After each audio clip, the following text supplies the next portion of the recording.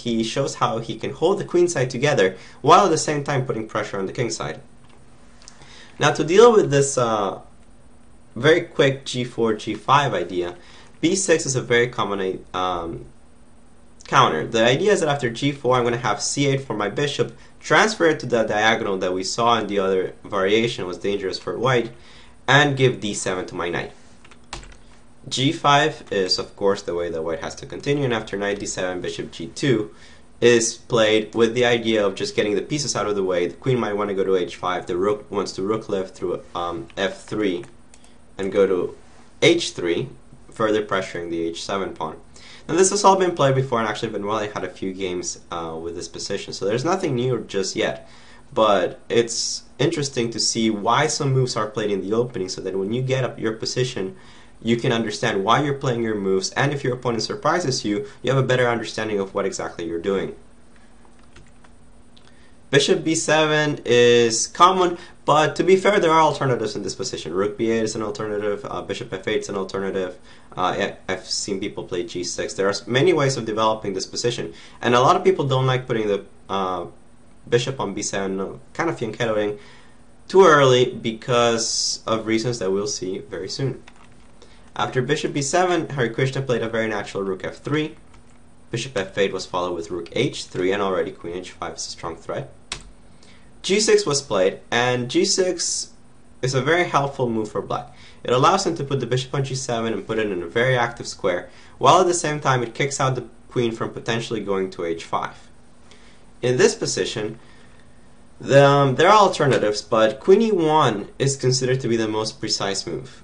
The queen wants to jump to h4, and it doesn't do it through g4, it does it through e1. So sometimes I can play queen f2 if necessary. The queen is not as exposed, and although this position is still considered, it's not quite considered theory, it has been seen in Wely's games before.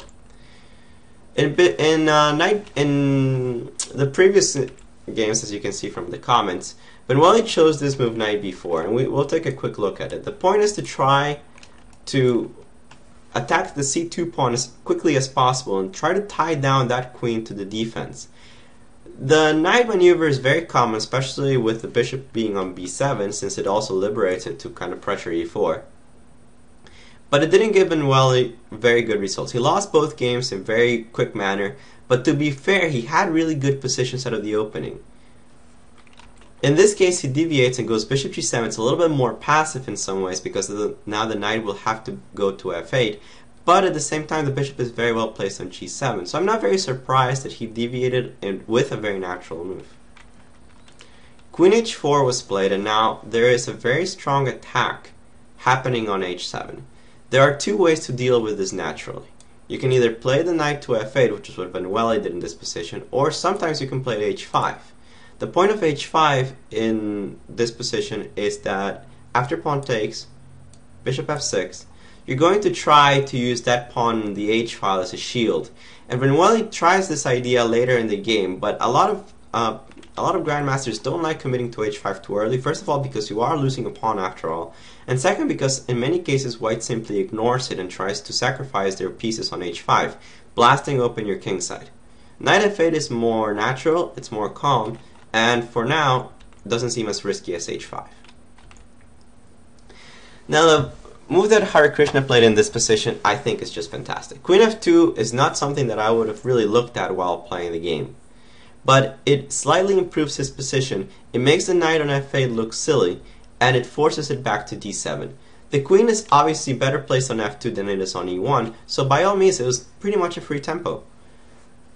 You see now that there was a problem putting the bishop on b7, and now this pawn on b6 becomes very easily targetable. This battery on e3 f2 is targeting the pawn on b6, which must be protected. You can't just give up a free pawn, but you don't have the choice of putting the rook on the b file and simply holding it. Now you must go back with the knight to d7 to defend it. That's exactly what Wely does, but it seems like somehow you're just down a tempo with this queen h4 f2 maneuver. The queen is pretty good on f2. You haven't improved your position at all with black. Something seems to have gone slightly wrong. And Harikrishna just breaks open the position, starts a very strong attack, just using this one tempo, and you'll see how he is able to trade off the key pieces and start a very strong initiative. Queen h4 would of course just lead to a draw. I don't think that Wely would have been able to do much, but in this strong tournament it's kind of a waste to go for a draw when you're white. You really have to beat the lower rated players, especially when you're playing with the first move. He played rook f1, and rook f1 is very natural. You put the rook in the best file. f5 comes with a bigger threat, and overall the rook is well placed. Here Wely played knight b4, and that move might have been wrong, but to be fair, it is very natural. The knight on b4 is as usual anchoring this queen to defend the weakened c2 pawn, but the knight on b4 loses control over a very key square, and after Harikrishna plays bishop d4, the attack starts becoming very, very strong. The dark squares will be very weakened. The king side will slowly be suffering because of some threats involving f5, f6, and suddenly the queen h4, h6 maneuver is checkmate.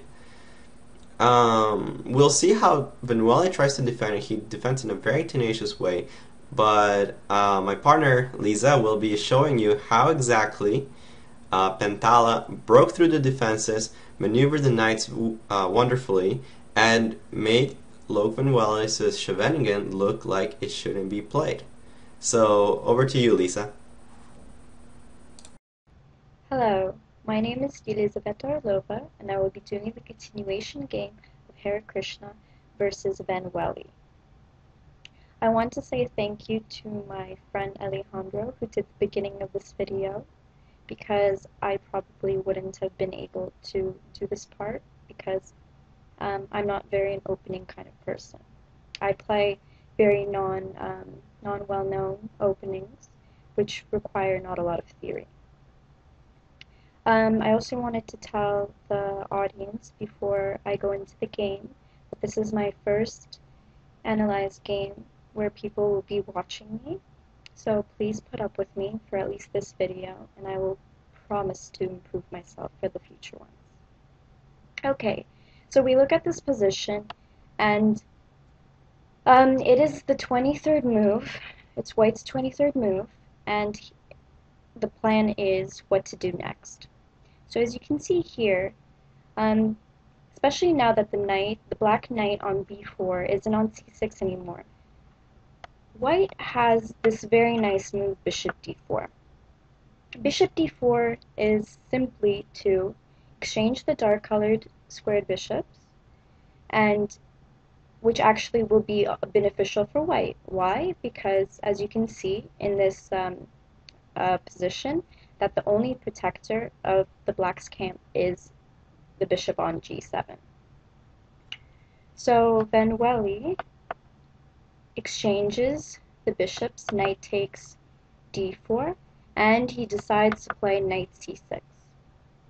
So in my opinion, I think he played knight c6 because he realized that the knight on b4 really wasn't doing anything. And at least putting it back to the c6 square, this can give options of maybe even exchanging the knight on d4, or later on, whenever White decides to play f5, to stick his knight into the e5 square. Okay, so the next move that White plays is f5. So this is pretty straightforward. Harikrishna really wants to attack in this position. But see, f5 is not usually a very good move.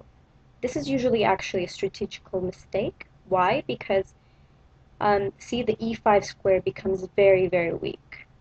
But as you can see here, White has its own plan, so he decides to stick with it. So knight c to e5, queen h4, h5. So see, h5 was a mandatory move, and you can see that Black's position is slowly falling apart. Harikrishna decides to play knight d to e2. Knight d to e2 is actually a very nice move because it's relocating